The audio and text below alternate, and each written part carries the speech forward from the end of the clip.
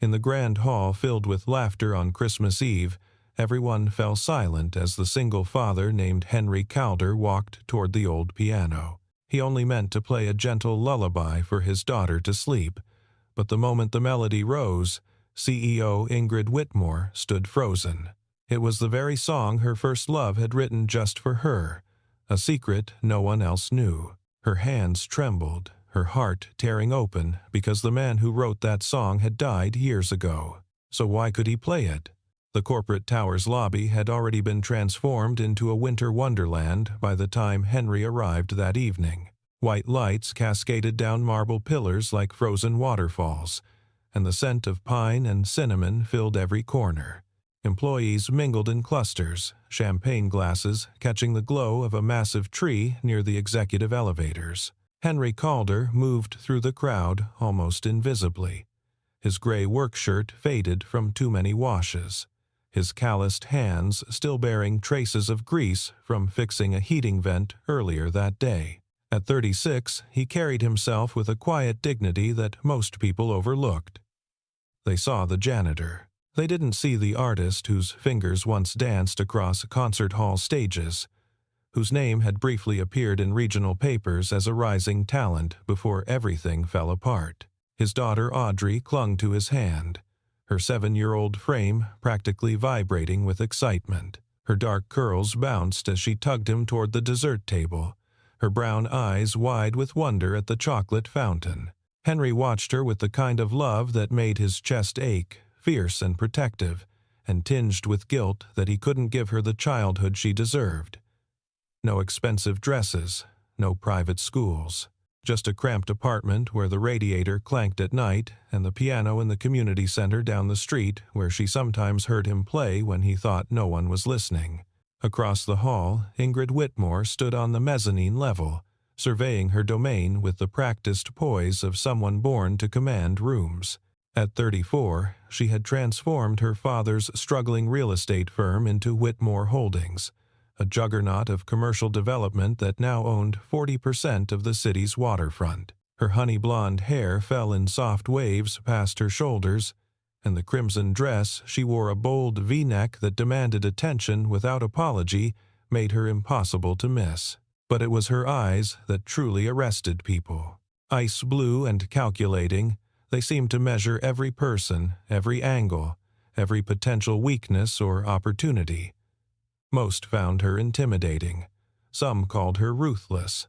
No one called her soft. Yet, beneath the armor of her designer wardrobe and cutting boardroom reputation, Ingrid carried a wound that had never fully healed.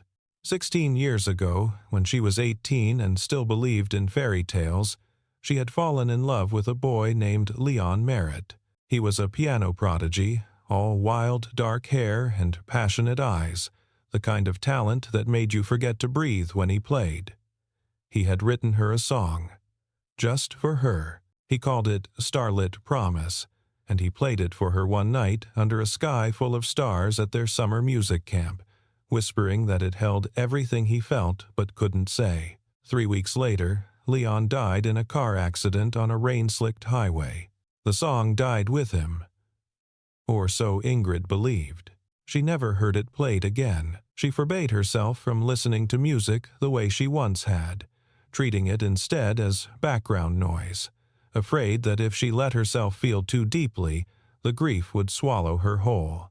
Audrey's bright voice cut through Ingrid's thoughts. The child had somehow wandered away from her father and was now standing near the dessert table, reaching for a chocolate-covered strawberry that sat just beyond her grasp. As she stretched on tiptoes, her foot slipped on something wet, champagne, probably, spilled by a careless guest.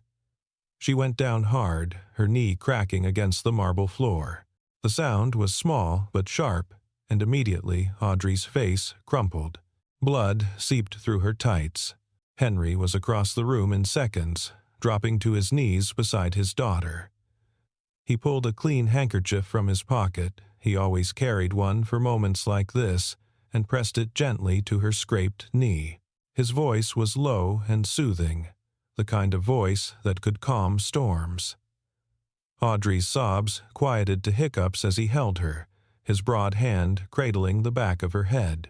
But before Henry could lift her to carry her to the restroom to properly clean the wound, a man's voice sliced through the moment. Flynn Baker strode over, his tailored navy suit immaculate, his jaw tight with irritation. Flynn was Ingrid's fiancé, or rather, the man her father had chosen for her to marry in 6 weeks. He was handsome in a catalog model way, with perfectly styled chestnut hair and a smile that never quite reached his eyes. He worked in private equity and spoke frequently about optimizing assets and maximizing shareholder value in a tone that made it clear he viewed most things, including people, as items on a spreadsheet. "Can you control your child?" Flynn snapped at Henry, gesturing at the small smear of blood on the floor. "This is a corporate event, not a daycare. If you can't afford a babysitter, maybe you shouldn't have brought her." Henry's jaw tightened, but he kept his voice level. "She's 7. She slipped. It was an accident that wouldn't have happened if you knew your place." Flynn's eyes raked over Henry's work clothes with undisguised contempt. "Your maintenance, there's a staff entrance for a reason." Audrey's bottom lip trembled, and something in Henry's chest cracked. He opened his mouth to respond, but another voice cut in first. Ingrid Whitmore descended the mezzanine stairs with deliberate grace, each step measured and purposeful. When she reached them, her ice-blue eyes fixed on Flynn with a coldness that could frost windows. "You don't have the authority to speak to my employees that way," she said quietly. The room had gone silent, everyone watching. "Apologize." Flynn's face flushed.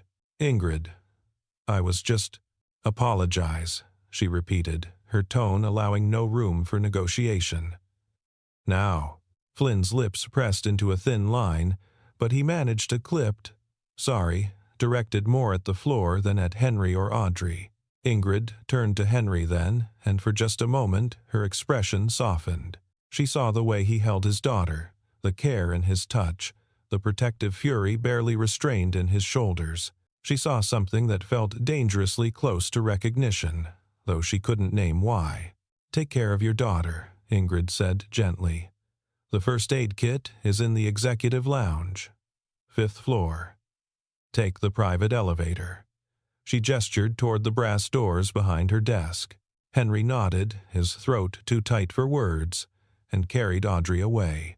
By the time they returned an hour later, Audrey's knee properly bandaged and her spirits restored by the hot chocolate and cookies a kind executive assistant had provided, the party had grown louder. Someone had opened the piano, a vintage Steinway that usually sat covered and silent in the corner, more decorative than functional. A few employees had gathered around it, laughing and requesting songs from a tipsy accountant who knew 3 chords and played them with more enthusiasm than skill. Audrey tugged Henry toward the instrument. "Daddy, can you play? Please, just one song so I can sleep?" Henry hesitated. He hadn't played publicly in years. The accident? God, the accident had shattered more than his hand. It had broken something in his soul, made him afraid to touch the keys in front of anyone who might judge, who might remember what he used to be and see only what he'd become. But Audrey's eyes were so hopeful, and it was Christmas Eve, and she'd been so brave about her scraped knee. How could he say no? He sat down at the piano, and the crowd quieted, curiosity replacing their chatter. His fingers hovered over the keys for a moment, trembling slightly. Then he began to play. The melody that filled the hall was unlike anything most of them had ever heard. It was gentle at first, like rain on glass, each note placed with such precision and care that it felt less like music and more like a conversation whispered in the dark. Then it grew, swelling into something achingly beautiful, a cascade of sound that spoke of longing and loss and a love so deep it had no words. Henry's eyes closed as he played, his damaged hand scarred from where the stage rigging had crushed it 12 years ago, moving with a grace that defied its injury. He played from memory, from the marrow of his bones, Every note, a piece of his heart, laid bare. On the mezzanine, Ingrid Whitmore had been preparing to leave when the music reached her. She froze mid-step, her hand gripping the brass railing so hard her knuckles turned white. The melody wrapped around her like a ghost, pulling her back through 16 years to a summer night when the stars seemed close enough to touch, and a boy with dark eyes had played this exact song for her. Starlit Promise, Leon's song, Leon's gift. The last piece of him she had left, buried so deep in her memory that she'd convinced herself she might have imagined its beauty. But she hadn't imagined it. It was real. Every note, every pause, every aching phrase exactly as Leon had played it. How? How could this stranger, this janitor, know Leon's song? Ingrid's vision blurred. Her chest constricted, each breath a labor. Around her, guests murmured appreciation, oblivious to the fact that the ground beneath her feet had just shattered. She descended the stairs on unsteady legs, drawn to the piano as if magnetized. Henry finished the song and opened his eyes to find the CEO standing 3 feet away, her face pale, her blue eyes swimming with unshed tears. "Where did you learn that?" Her voice came out raw, barely above a whisper. Henry stood slowly, his heart hammering. He'd known this moment might come someday, had dreaded it and longed for it in equal measure. "It's just an old melody. Something I picked up years ago. Don't lie to me." Ingrid's voice sharpened, desperation creeping into her tone. "That song, it was written for me. By someone who died 16 years ago. No one else knew it. No one could have known it." She stepped closer, searching his face for answers he wasn't ready to give. "Who are you?" Before Henry could respond, Audrey appeared at his side, sleepy and smiling. "That was beautiful, Daddy. Can we go home now?" Ingrid's gaze dropped to the child, then back to Henry. She saw the fear in his eyes, the way he instinctively moved to shield his daughter from her intensity. She forced herself to breathe, to step back, to remember where she was. But as Henry gathered Audrey's coat and hurried toward the exit, Ingrid stood rooted to the spot, the melody still echoing in her skull like a hymn or a curse. She didn't sleep that night.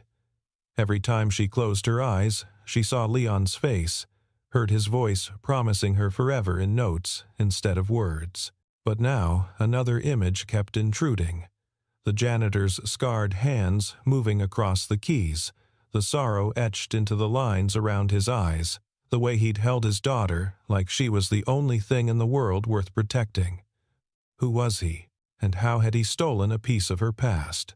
The next morning, Ingrid arrived at the office 2 hours early, her eyes shadowed from lack of sleep. She pulled Henry Calder's employee file and spread it across her desk. The information was sparse. Hired 3 years ago as maintenance staff. No college degree listed. Previous employment at a warehouse, a grocery store. Odd jobs. Emergency contact. None listed except for Audrey Calder, age 7, daughter.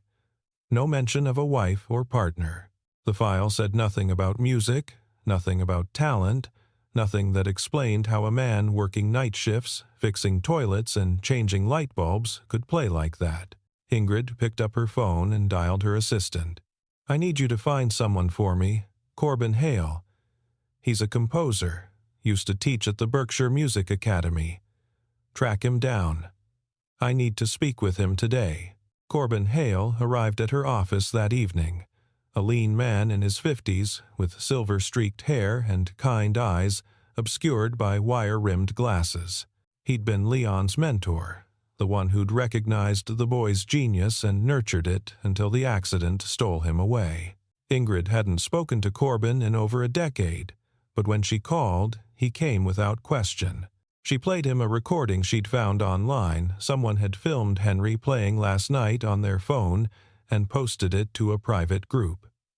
Corbin listened in silence, his expression unreadable.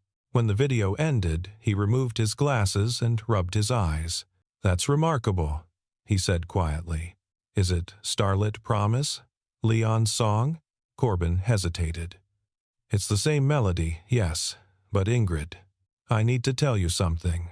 Something I should have told you 16 years ago, but I didn't because I thought it would hurt you more than help. Ingrid's pulse quickened. What?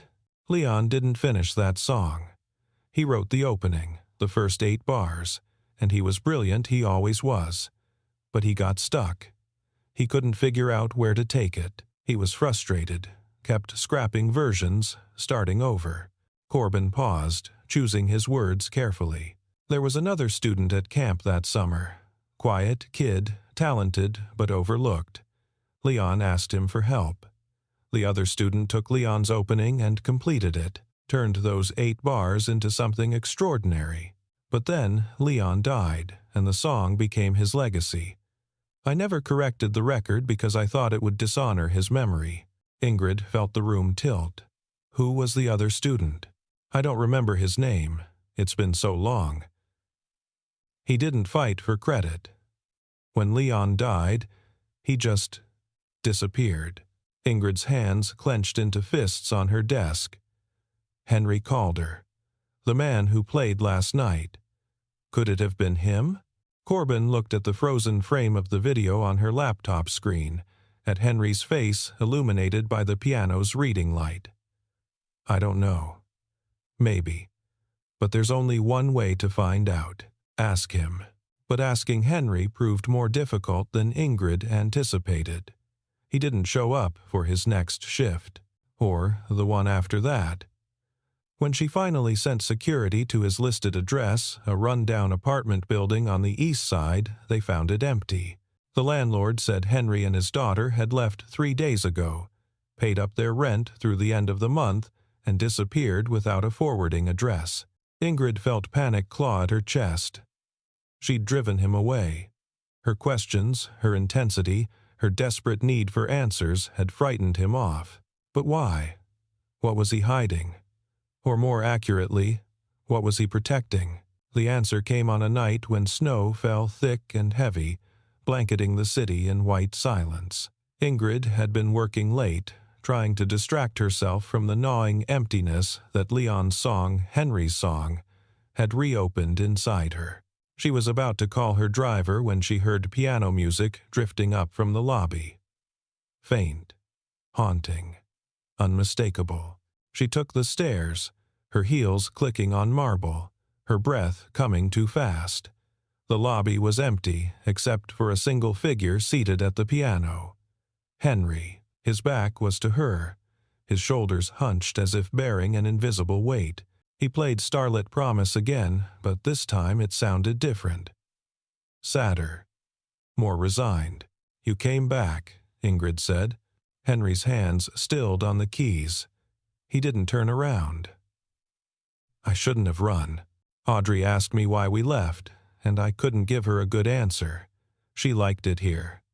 Liked the cookies the nice lady gave her. Liked watching the lights. He paused. I owed you the truth, even if you hate me for it. I could never hate you for playing beautifully, Ingrid said, moving closer. But I need to understand. That song, Starlit Promise, Leon Merritt was supposed to have written it for me before he died. But Corbin told me Leon didn't finish it. Someone else did. She stopped directly behind him. Was it you? Henry finally turned to face her. Up close, Ingrid could see the silver threaded through his light brown hair, the fine lines around his eyes that spoke of too many sleepless nights and too much worry. But his eyes, gray-green and achingly honest, held hers without flinching.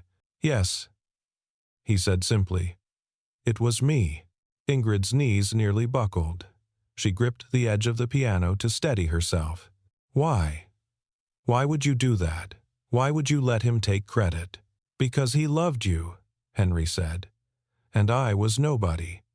Just some kid who played because he had to, not because he was destined for greatness like Leon was. I was at that music camp on a scholarship I could barely afford. My family had nothing.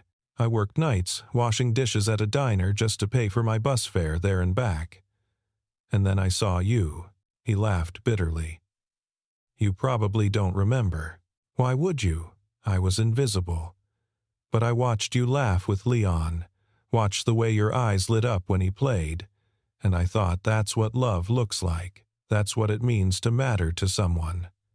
And I wanted to give you something, even if you never knew it came from me. So you wrote a love song for another man to give to me, Ingrid whispered. I wrote a love song for you, Henry corrected. Leon just delivered it. He knew I had feelings I couldn't express. He wasn't cruel about it. He offered to tell you the truth, but I said no. I told him you were meant for someone like him, someone brilliant and confident and whole, not someone like me. Tears streaked down Ingrid's face unchecked. And then he died. And then he died, Henry echoed. And I let the song be his legacy because it made you happy, because it gave you something to hold on to.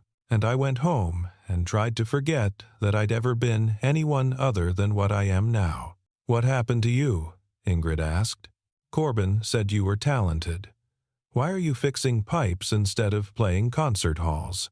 Henry held up his right hand, turning it so she could see the scars that webbed across his palm and up his wrist.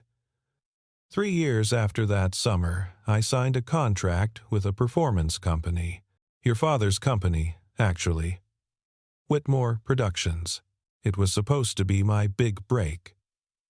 I got my hand caught trying to push a cellist out of the way. By the time they pulled me out, the bones were crushed. 3 surgeries later, the doctor said I'd never play professionally again. Ingrid's blood turned to ice. My father's company. The investigation concluded it was a cost-cutting measure gone wrong. Someone approved substandard equipment to save money. The company settled quietly with everyone involved. I got enough to cover my medical bills, barely. Then, the contract was terminated, and I was adrift. He smiled without humor. So I learned to fix the things that break. Seemed fitting. Ingrid felt sick. Her father. George Whitmore had always been ruthless in business. But this? Did you know? When you took this job here, did you know who I was? Not at first, Henry admitted. I needed work. Any work. But then I saw your name on the directory, and I wondered. And then I saw you, and I knew. He met her eyes. I stayed because I'm a coward. Because seeing you from a distance was better than not seeing you at all. Before Ingrid could respond, the lobby doors burst open. Flynn Baker strode in, his face flushed with anger. Behind him, 2 men in suits flanked a third figure. Ingrid recognized immediately. Her father, George Whitmore, the older man, carried himself with the same imperious bearing that had defined his 30-year reign as CEO before Ingrid took over. His silver hair was slicked back, his charcoal suit impeccable, but his eyes, cold and calculating, held nothing but contempt as they landed on Henry. So it's true, George said, his voice dripping with disdain. My daughter has been sneaking around with the help. Ingrid, I raised you better than this. What are you doing here? Ingrid demanded, stepping between her father and Henry. Flynn called me. Said you were making a fool of yourself over some janitor who's trying to extort you with a sob story about an old accident. George's lips curled. I assume he's talking about the Whitmore Productions incident? The one where that nobody pianist tried to sue us for millions because he was too clumsy to avoid falling equipment. He's not trying to extort anyone, Ingrid said sharply. And that accident wasn't his fault. It was ours. It was business, George corrected. Sometimes sacrifices have to be made for the bottom line. The boy was compensated fairly. Fairly? Ingrid's voice rose. You destroyed his career and paid him barely enough to cover his medical bills. You ruined his life. George waved a dismissive hand. He was mediocre at best. We did him a favor. If he'd actually had talent, he would have found a way to succeed despite the injury.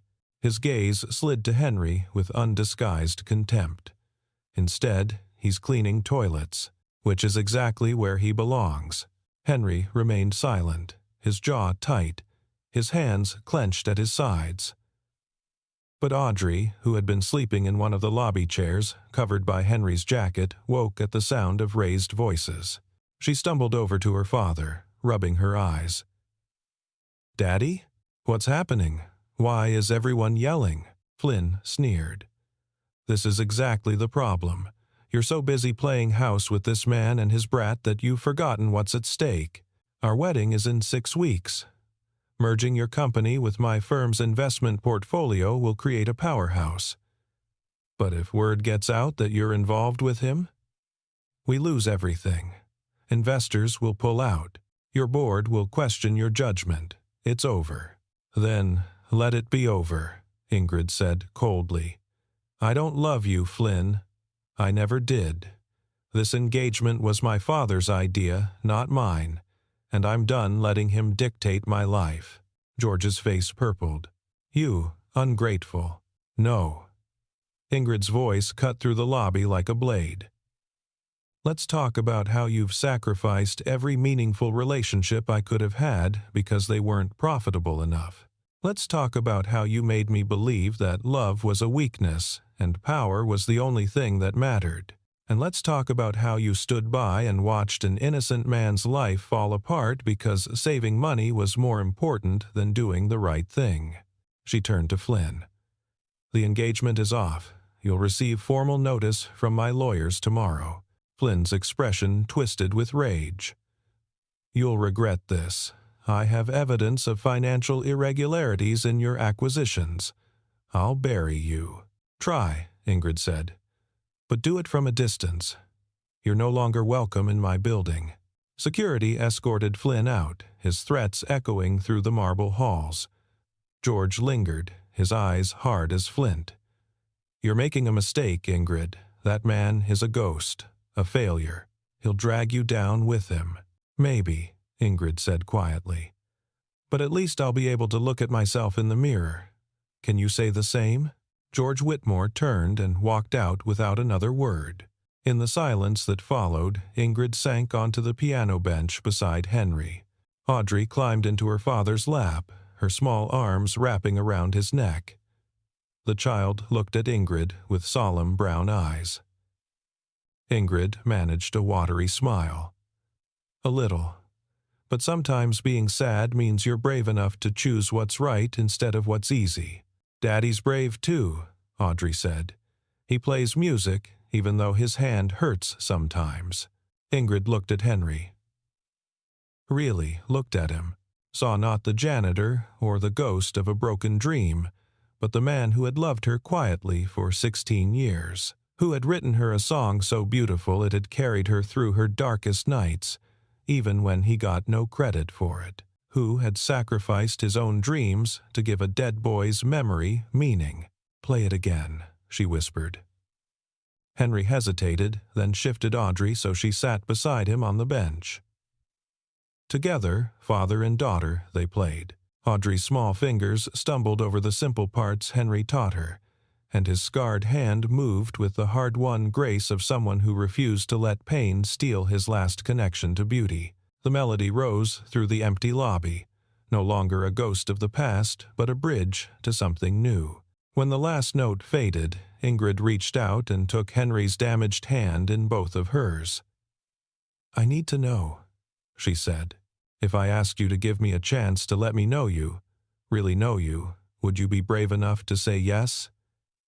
Even though I come with all this baggage, even though my father will fight us every step of the way, even though the world will call you a gold digger and me a fool." Henry's eyes shone. "I wrote you a love song 16 years ago. I think I can manage a little courage now." Ingrid laughed, the sound breaking through tears. "Good, because I'm terrified, and I could use someone who knows what it's like to start over." The weeks that followed were not easy. Flynn made good on his threats, leaking carefully edited financial documents to the press that painted Ingrid as reckless and unfit to lead. But Corbin Hale came forward with documentation proving that Henry had indeed been the true composer of Starlit Promise, and the story shifted. Instead of a scandalous affair, it became a tale of long-lost love and artistic integrity. Donors and investors who had initially wavered rallied behind Ingrid, moved by the romance of it all. George Whitmore fought bitterly to regain control of the company, but the board sided with Ingrid. They forced him into early retirement with a severance package and a non-compete clause that effectively ended his influence. He moved to Florida, bitter and isolated, and Ingrid grieved the father she'd wanted him to be rather than the one he'd been. Henry returned to music slowly, carefully. Ingrid funded the creation of a scholarship program in Leon Merritt's name and Henry Calder's for young musicians from low-income backgrounds. Henry began teaching piano to children at a community center, and twice a week Audrey attended his classes, her laughter ringing through rooms that had known too much silence. 1 year after that Christmas Eve, Whitmore Holdings hosted its annual holiday charity concert. The ballroom was packed, every seat filled, the air electric with anticipation. When Henry walked onto the stage, dressed not in work clothes but in a simple black suit, his daughter's hand in his, the audience erupted in applause. He sat at the grand piano, and Audrey took her place on a small bench beside him. Ingrid stood in the wings, her heart in her throat. She wore red again, but this time the dress felt like a celebration rather than armor. Henry's fingers found the keys, and Starlit Promise filled the hall. But this time, the ending was different. He'd written a new coda, a series of cascading phrases that spoke not of loss, but of hope, of second chances, of love that waits patiently in the shadows until it's finally called into the light. When the music ended and the applause washed over them, Henry stood and found Ingrid in the crowd. She made her way to the stage, and when she reached him, he took her hand. "The melody you wrote saved me twice," she said, her voice barely audible over the cheering audience. "The first time, it gave me a reason to keep going after Leon died. The second time, it led me to you." Henry smiled, and it transformed his entire face. "Then I'd say it was worth every note." Audrey tugged on Ingrid's hand. "Can we get hot chocolate now? The kind with marshmallows?" Ingrid laughed and scooped the child up. As they walked off the stage together, Henry, Ingrid, and Audrey, the melody still seemed to linger in the air. A promise kept, a circle completed. Behind them, Corbin Hale watched from the audience, his eyes bright with tears, knowing that sometimes the most beautiful music comes not from perfect execution, but from broken people brave enough to play anyway. Months later, on a spring afternoon when cherry blossoms drifted like snow through the city park, Henry and Ingrid sat on a bench while Audrey chased butterflies through the grass. The sunlight turned Ingrid's hair to gold, and Henry thought, not for the first time, that he was the luckiest man alive. "I've been thinking," Ingrid said, leaning her head on his shoulder, "about the song. Starlit Promise. It had an ending before, but it feels different now, like it's still being written." Henry laced his fingers through hers. "Maybe that's the point. Maybe the best promises aren't the ones we make once and lock away. Maybe they're the ones we keep remaking, every day, in 1,000 small ways." Ingrid turned to look at him, her blue eyes soft. "Then, make me a promise. Not forever, not some grand declaration. Just promise me today that you'll keep playing, that you'll keep teaching Audrey, that you'll keep showing me what it means to love something even when it's hard." "I promise," Henry said, and he meant it. Audrey ran back to them then, breathless and grinning, a cherry blossom petal caught in her dark curls. "Daddy, Miss Ingrid, come see. There's a piano player over there by the fountain, and he's really good, but not as good as you." Henry laughed and stood, pulling Ingrid to her feet. "Should we go listen?" "Absolutely," Ingrid said. But first she rose on her toes and kissed him, soft and sure, tasting of coffee and promise.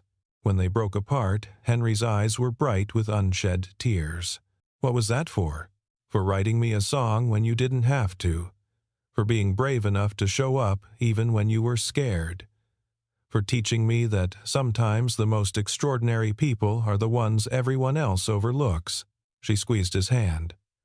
"For being you." They walked toward the fountain, Audrey skipping ahead, and Henry thought about how 16 years ago he'd been a scared kid who poured his heart into 8 bars of music, never imagining where those notes would lead.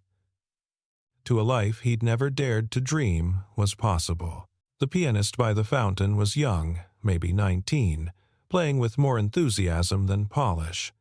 But there was something pure in his effort, something that reminded Henry of who he used to be. When the boy finished his song and looked up nervously, expecting criticism, Henry clapped. "That was beautiful," he said. "Keep playing, even when it's hard. Even when people tell you you're not good enough. Keep playing." The young pianist's face lit up, and he nodded vigorously before launching into another song. Ingrid slipped her arm around Henry's waist as they listened. Audrey climbed onto her lap, and the 3 of them sat there as the music washed over them, imperfect, heartfelt, and achingly human. Above them, cherry blossoms fell like grace, and somewhere in the distance someone was laughing, and the world felt, for this one shining moment, exactly as it should be. That night, after Audrey had been tucked into bed with her favorite stuffed bear and a goodnight song, Henry returned to the piano in Ingrid's apartment. She'd bought it for him 3 months ago, and every time he saw it, his throat tightened with emotion. She sat beside him on the bench, her head resting on his shoulder. "Play me something new," she said. "Something that's just ours." Henry's fingers hovered over the keys, and then he began. The melody was simple at first, just a conversation between 2 notes, tentative and searching. But gradually it grew, became a dialogue, became a dance. There were moments of dissonance that resolved into harmony, phrases that stumbled before finding their rhythm, silences that spoke louder than sound. When he finished, Ingrid was crying. "What's it called?" Henry thought for a moment. "Second movement," he said. "Because every great piece of music has more than one part. And this? Us? This is just the beginning." Ingrid kissed him then, deep and slow, and when they finally pulled apart, she whispered against his lips, "Promise me we'll keep writing this song together, that no matter what happens, we won't let the music stop." "I promise," Henry said. And this time there were no secrets, no shadows, no ghosts of the past standing between them. Just 2 people who had found each other across years and loss and impossible odds, who had chosen each other not because it was easy, but because some songs are too important not to sing. Outside, the city hummed its evening symphony car horns and distant sirens and the soft rush of wind through trees. But inside that apartment, in the golden glow of lamplight, there was only music. The kind that heals. The kind that saves. The kind that proves that even the most broken things can be made beautiful again if someone brave enough is willing to try.